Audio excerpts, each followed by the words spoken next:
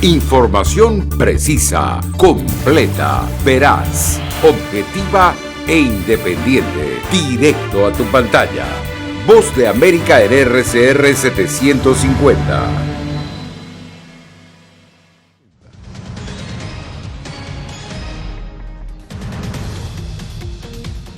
Joe Biden llega a la capital estadounidense para su juramentación como presidente. Las decisiones de Trump en la recta final de su mandato. Además, 50 estados refuerzan su seguridad a horas de la toma de posesión de Joe Biden. Y miles de migrantes desisten de continuar en la caravana hacia Estados Unidos.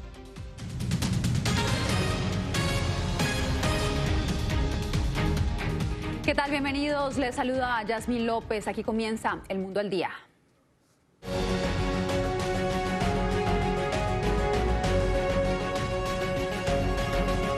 A solo horas de su investidura como presidente de Estados Unidos, Joe Biden arribó a Washington desde su hogar en Delaware. Estados Unidos tendrá una despedida y una bienvenida con profundas implicaciones emocionales para el presidente electo y su familia. En vivo nos acompaña Jorge Agobián, quien nos comparte más de los detalles de lo que fue la llegada o que será la llegada de quien será juramentado este 20 de enero como el próximo mandatario de los estadounidenses. Adelante, Jorge.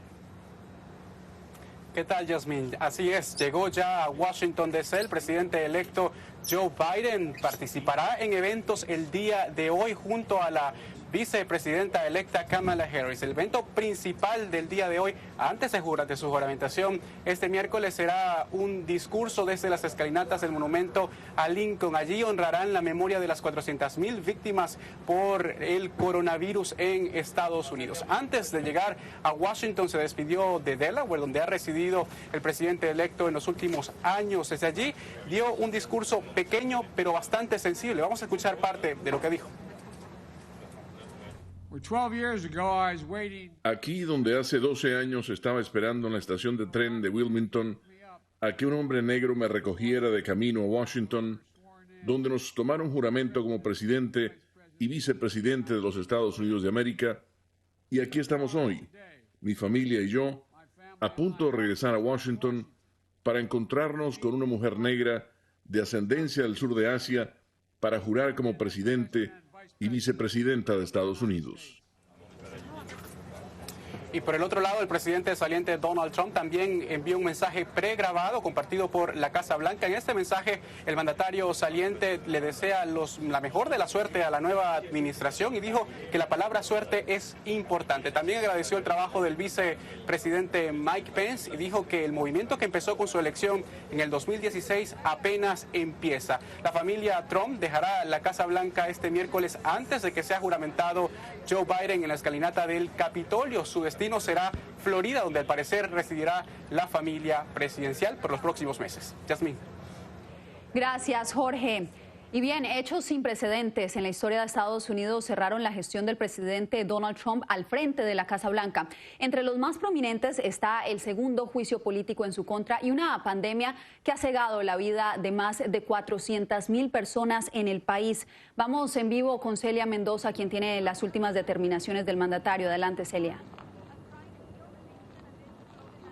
Gracias, Yasmina. Así es, el presidente de los Estados Unidos, Donald Trump, emitió un comunicado el lunes levantando las restricciones de viaje para los ciudadanos que viajan desde Brasil, el Reino Unido, Europa. Esto es importante, en especial en medio de esta segunda ola de COVID-19, lo que ha llevado de inmediato a la reacción de la administración entrante, asegurando que esto quedará en veremos, ya que no es necesario ni prudente hacerlo en este momento. Pero veamos lo que ha sido estos últimos días de la administración Trump.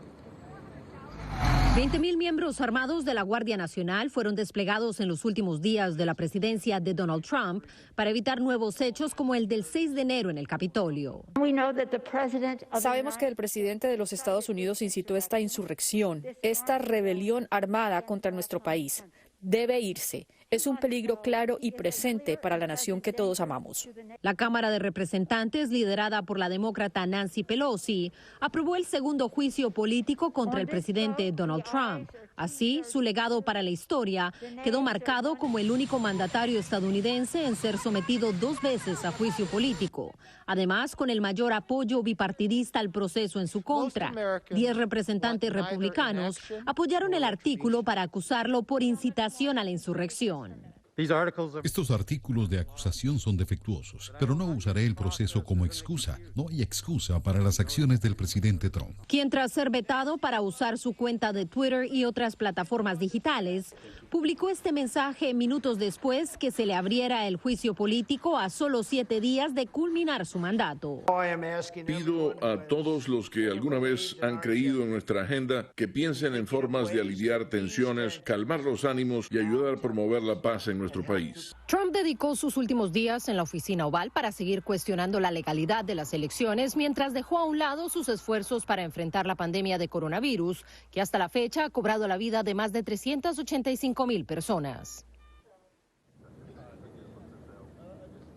Y referente a esta idea de que las elecciones no fueron justas, en el Pleno del Senado, el líder Mitch McConnell del Partido Republicano indicó que el presidente de los Estados Unidos había incitado a lo sucedido el último 6 de enero, asegurando que la mayoría de estas personas habían escuchado mentiras. Mientras tanto, aquí en la capital de los Estados Unidos, Trump deja una ciudad completamente blindada con más de 25,000 miembros de la Guardia Nacional.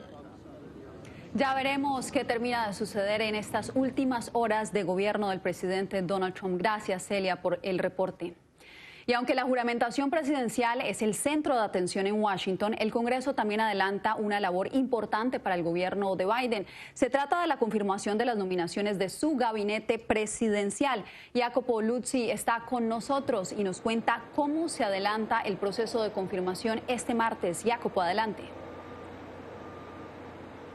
Jasmine, a pesar de que Biden no es aún mandatario, ya empezaron las confirmaciones de su gabinete presidencial en el Capitolio. Este martes tuvieron lugar las audiencias para quien liderará el Pentágono, el Departamento del Tesoro, la Inteligencia Nacional, el Departamento de Estado y el de Seguridad Nacional. Para este último, Biden ha elegido un hispanoamericano que con su experiencia promete garantizar la seguridad de todos los ciudadanos al tiempo de promover una inmigración legal y legítima en Estados Unidos. Para liderar el Departamento de Seguridad Nacional, Joe Biden presentó a Alejandro Mayorkas, un originario de Cuba con una extensa e importante carrera gubernamental de más de 20 años. Frente a un panel de senadores demócratas y republicanos y mencionando el mortal asedio al Capitolio del 6 de enero, el nominado prometió: haré todo lo que pueda para asegurarme que la trágica pérdida de vidas, el asalto a las fuerzas del orden, la profanación del edificio que se erige como uno de los 3 pilares de nuestra democracia, el terror que sintieron sus colegas, el personal y todos los presentes no vuelva a suceder de nuevo. Mayorkas, que debería tener suficientes votos para ser confirmado, desempeñará un papel clave en la nueva política migratoria del presidente electo Joe Biden y en la seguridad a la frontera con México, así como dentro de Estados Unidos. El demócrata tiene intención de revertir la dura línea inmigratoria de la administración Trump, pero hablando de una nueva caravana de migrantes en marcha desde Centroamérica, Mayorkas fue categórico frente a los temores republicanos de su entrada fácil al país. Si las personas cumplen los requisitos de la ley para permanecer en Estados Unidos, entonces aplicaremos la ley en consecuencia. Si no cumplen esos requisitos para permanecer en Estados Unidos, no lo harán. Sobre la posible remoción del muro fronterizo ya construido, Mayorkas dijo que la administración Biden evaluará la cuestión. Seguramente, afirmó, no se construirán nuevas partes. Sobre las causas que impulsan a la gente a migrar hacia Estados Unidos, el nominado expresó que se irá a las raíces de la cuestión para que se pueda solucionar el problema. Mayorkas podría ya ser confirmado esta semana, no obstante algunos republicanos ya rechazaron esta nominación. Por ejemplo, el senador Olds, que fue famoso para no haber aceptado la certificación el 6 de enero y fue contestado por esta decisión. Jasmine, diversas fuentes afirman que el objetivo de Biden parece ser garantizar finalmente una estabilidad duradera en su gabinete, porque recordamos que en los últimos 4 años hubo 2 secretarios de Seguridad Nacional y 4 interinos que nunca fueron confirmados por el Senado. Te agradecemos, Jacopo, por toda esta información.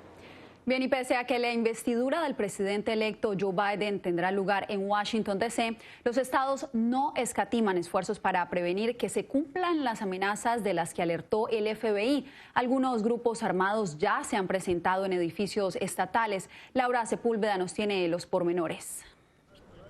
Varios grupos, algunos más grandes que otros, con ropa de camuflaje y portando armas, han hecho acto de presencia en las capitales de diversos estados. Los capitolios han sido el lugar de encuentro para algunos de ellos y las autoridades aseguran estar preparadas para atender cualquier eventualidad, como señala el comandante de tropa de la Policía Estatal de Nueva York. No tenemos ningún problema con las protestas pacíficas, sin embargo queremos asegurarnos de que esto se entienda claramente. Cualquiera que venga al Capitolio con la intención de causar violencia o daños a la propiedad pública será arrestado. El gobernador de Nueva York anunció que no asistirá al evento en Washington, D.C. para salvaguardar los intereses del estado. Georgia, Michigan, Pensilvania, Utah y Texas estuvieron entre los estados que registraron presencia de manifestantes durante días previos. Muchos de ellos insisten en el llamado para que más personas lleguen a manifestarse y algunos, como Timothy Thigan, aseguran que hay un plan pacífico.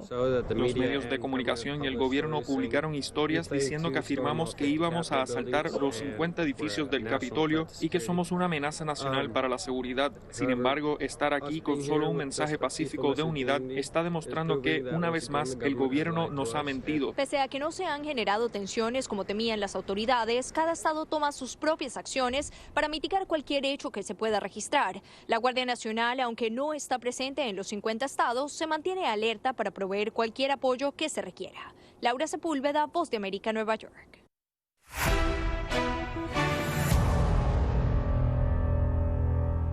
Estados Unidos superó este martes las 400,000 muertes por coronavirus, mientras la curva de contagios continúa en aumento. Arnaldo Rojas nos brinda más detalles de esta información.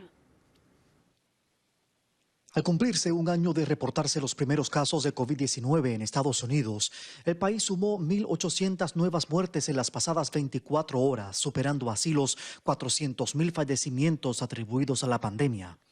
Ese número es casi el doble del reportado por el país, con la segunda tasa de mortalidad por coronavirus más alta en el mundo. Este auge sostenido de casos es una prueba soberana de que nuestra región y nuestro mundo no están controlando este coronavirus. De hecho, en demasiados lugares, las políticas públicas no son congruentes con la gravedad de la situación. Estoy particularmente preocupada por las próximas semanas. En toda nuestra región, especialmente en América del Norte y del Sur, muchos hospitales están operando a su capacidad o muy cerca. Estados Unidos reportó este martes más de 141,000 nuevos contagios, siendo California el estado con el mayor número de nuevos casos, superando los 28,000. Texas está en tercera posición después de Nueva York, pero en la ciudad fronteriza de Laredo ya se están quedando sin camas de hospital para atender a los enfermos. En verano pudieron hacer traslados masivos de pacientes a San Antonio. Nos comunicamos con San Antonio y también están a una capacidad muy alta. Así que las cosas son diferentes ahora, un poco más sombrías. Por lo pronto, instalarán carpas afuera de los hospitales para atender a los pacientes. Arnaldo Rojas, Voz de América, Houston. Con los índices de desempleo por las nubes y un virus que aún no se puede controlar, el plan de recuperación económica y de salud son dos de los principales retos que enfrenta el presidente electo Joe Biden. Los detalles los tiene Adriana Arévalo. Desde marzo del 2020 hasta ahora son miles los negocios que han tenido que cerrar definitivamente sus puertas, enviando a millones de personas a engrosar las filas del desempleo. Ese es solo uno de los frentes que el gobierno de Joe Biden tendrá que cubrir con soluciones concretas y que ofrezcan rápidos resultados. Me preocupa que la pandemia está resurgiendo aquí en Estados Unidos con nuevos casos, hospitalizaciones, muertes, y podríamos caer en una segunda recesión aquí si no tenemos demasiado cuidado. De acuerdo con el profesor Miller, la llegada de las vacunas representa una esperanza, pero su distribución ha surgido como otro complejo reto por resolver. Si el gobierno logra ejecutar un plan de vacunación masivo y consistente, como lo prometió el mandatario electo, la recuperación económica y el desvanecimiento del virus deberían ir de la mano, aseguró el profesor.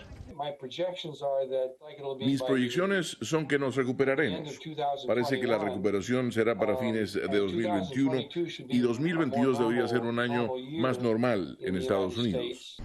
Algunos expertos coinciden en afirmar que en mercados como Nevada el momento es oportuno para explorar alternativas que promuevan la diversificación de la economía local. Adriana Arévalo, Voz de América, Las Vegas. La pandemia redujo emisiones contaminantes en todo el planeta, según nuevos estudios, pero no evitó los estragos de la deforestación en las selvas de América Latina. A su vez, defensores del medio ambiente continuaron siendo asesinados, como nos cuenta Jair Díaz. Los proyectos de infraestructura, las actividades de extracción y los incendios están amenazando las selvas de América Latina. Por ejemplo, la Amazonía está mucho más amenazada que hace 8 años, advirtió recientemente un informe de la Red Amazónica de Información Socioambiental Georreferenciada RAIS. Cuando se tumba un árbol, pues lo que se pierde es mucho porque hay muchas especies que anidan, que son importantísimas. Entre los años 2019 y 2020 se perdieron 11.088 kilómetros cuadrados de bosques y selvas, según el Instituto Nacional de Investigaciones Especiales de Brasil, INPEC. Esto equivale a más de 7 veces la superficie de Ciudad de México. Es muy fundamental que los gobiernos tomen medidas para poder controlar los niveles de deforestación que se están presentando en países como Brasil, Perú, Colombia, Nicaragua. Países que también encabezan la lista con más homicidios de defensores del medio ambiente, según Global Greenets, una ONG que documenta desde hace casi una década. Y hemos visto también cómo este año se ha desbordado el aniquilamiento sistemático de líderes ambientales en la región de América Latina. De ahí que ver entonces la recuperación post-COVID como una oportunidad para que modifiquemos, ojalá, nuestra relación con el planeta y con nosotros mismos. Latinoamérica es la región donde más defensores ambientales fueron asesinados en 2019, 212, la mitad de los homicidios ocurridos en Colombia, según el más reciente informe de Global Greenets. Jair Díaz, Voz de América, Bogotá.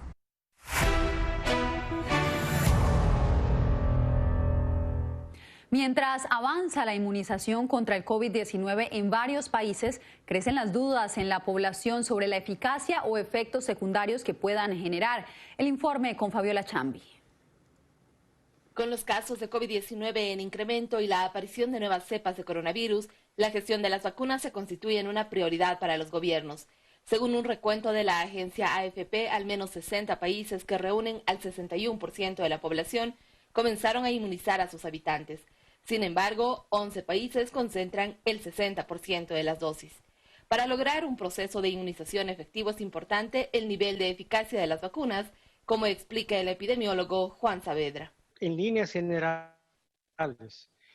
la población que recibe la vacuna va a ser una población protegida, ¿no? Pero siempre y cuando la vacuna que se reciba sea una vacuna con eficacia mayor al 90%. En el caso de Bolivia, que tiene confirmadas las vacunas Sputnik 5 y AstraZeneca, aún se espera la llegada de las primeras dosis, aunque la población expresa dudas y desconfianza, sobre todo con la vacuna rusa. Las vacunas no siempre son efectivas y que algunos han tenido otros problemas. Hasta el momento no se ha visto la vacuna rusa que está entrando que sea tan efectiva. En las pruebas que han hecho allá por ese lugar no se ve, o sea, no se lee tanto como está haciendo el americano o el Oxford. En el cono sur de Latinoamérica, Argentina, Brasil y Chile han iniciado campañas de inoculación contra el COVID-19. Uruguay tiene convenios para recibir la vacuna y Paraguay autorizó el uso de emergencia de la vacuna rusa.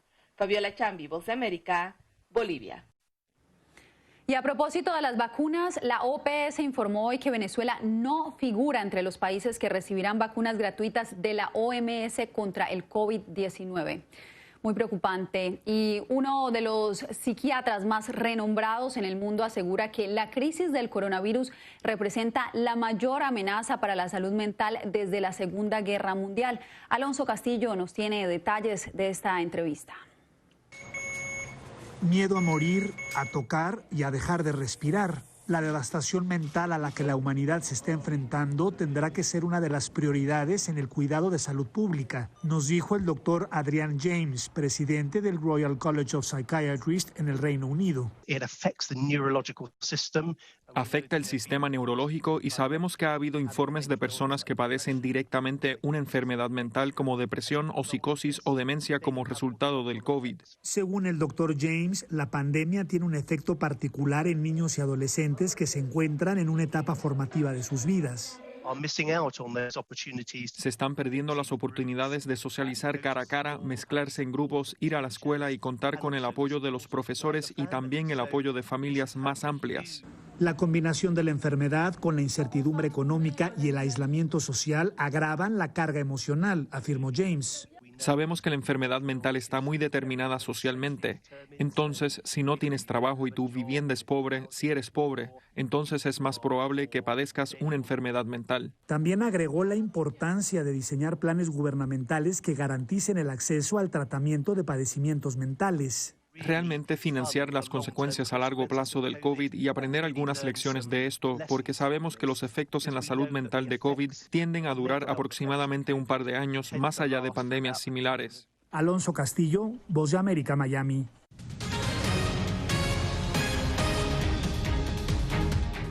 El cansancio y la falta de alimentos y servicios básicos obligaron a los hondureños que en caravana buscaban llegar a Estados Unidos a regresar a su país. Eugenia Sagastume nos informa que Guatemala les cortó el paso hacia México. La caravana de migrantes hondureños se disipó en Guatemala y la mayoría de migrantes ha retornado a su país ante la imposibilidad de continuar su trayecto hacia la frontera con México. Después de un último enfrentamiento registrado en el kilómetro 177 en la aldea Vado Hondo, Chiquimula, los migrantes se dispersaron. Algunos intentaron evadir la seguridad entre los poblados cercanos, pero en la región hay instalados varios puestos de seguridad donde no se les permite continuar si no presentan su identificación y su prueba de COVID-19. Entonces, son retornados en buses a la frontera. Según las últimas cifras del Instituto Guatemalteco de Migración, 3.329 hondureños han sido devueltos a su país y remitidos a migración, entre ellos 461 menores de edad. Sin embargo, no hay cifras exactas de cuántos permanecen en el territorio en grupos pequeños. Guatemala reclamó a Honduras su poca colaboración al no evitar que sus ciudadanos crucen la frontera y resaltó el apoyo recibido del gobierno de México para contener la masiva movilización. Estamos queriendo es evitar que continúen en su trayectoria para llegar a frontera mexicana, donde no se les dejará pasar y donde se podrá, si no lo evitamos, podemos tener una potencial crisis humanitaria de gran escala en nuestras fronteras en territorio guatemalteco. Algunos migrantes hondureños han indicado extraoficialmente que volverán en una nueva caravana el 25 de enero. Eugenia Sagastume, Voz de América, Guatemala. Y en honor a las víctimas del coronavirus y de los miles que no podrán estar presentes mañana en la ceremonia de toma de posesión de Joe Biden y Kamala Harris, unas 200.000 pequeñas banderas estadounidenses ondean en la explanada nacional frente al Capitolio. En la noche de este lunes, el campo de banderas fue invadido por 56 poderosos pilares de luz, representando a los 50 estados y territorios de Estados Unidos. Con esto nos despedimos.